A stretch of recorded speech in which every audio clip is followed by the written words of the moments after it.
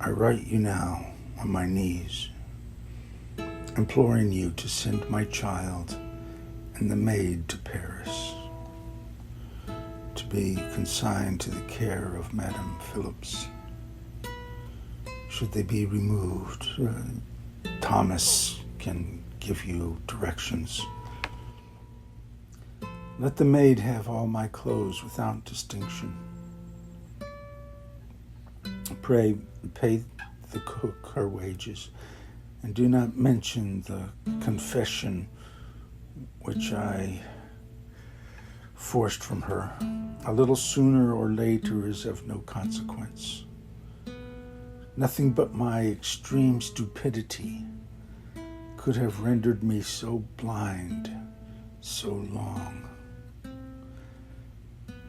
Yet, whilst you assured me that you had no attachment,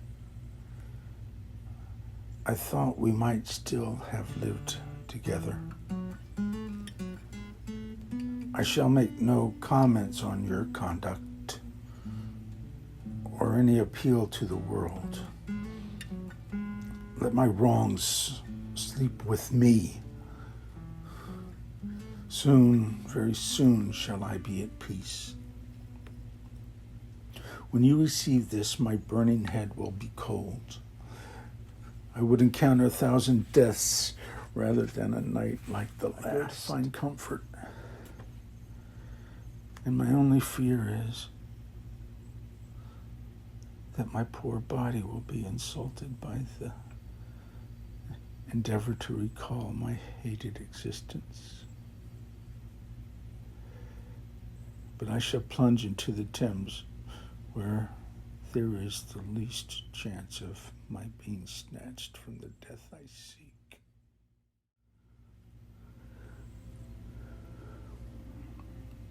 "11 days of weariness on board a vessel not intended for the accommodation of passengers have so exhausted my spirits, to say nothing of the other causes with which you are already sufficiently acquainted, that it is with some difficulty I add here to my determination of giving you my observations as I travel through new scenes, whilst warmed with the impression they have made on me.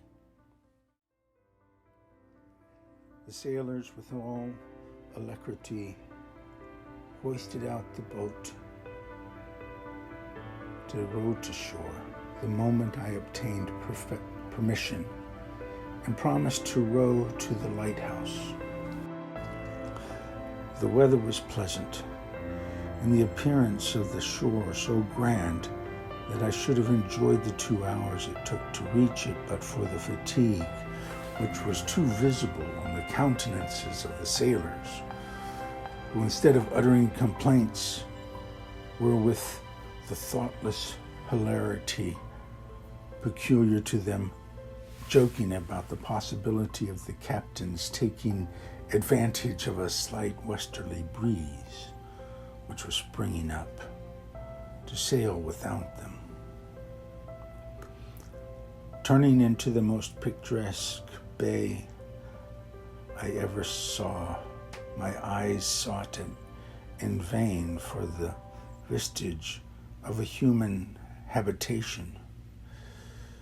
Before I could determine what steps to take, the sight of a boat relieved me.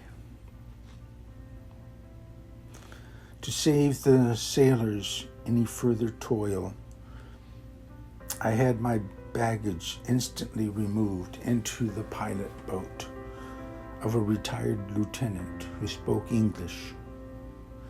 Though Marguerite's respect for me could hardly keep her from expressing fear strongly marked on her countenance, which my putting ourselves into the power of a strange man, excited. He pointed out his cottage, and drawing near it, I was not sorry to see a female figure, though I had not, like Marguerite, been thinking of robberies, murders, or the other evil which instantly, as the sailors say, runs foul of a woman's imagination.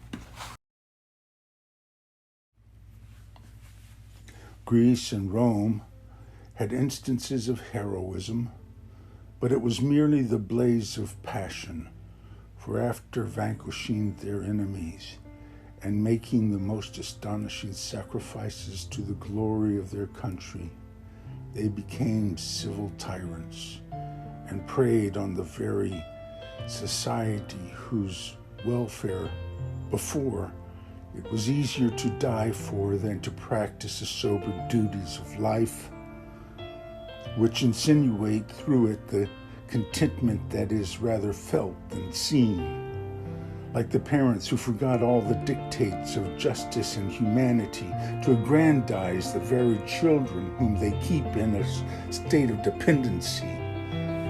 These heroes loved their country because it was their country, ever showing by their conduct that it was only part of a narrow love of themselves.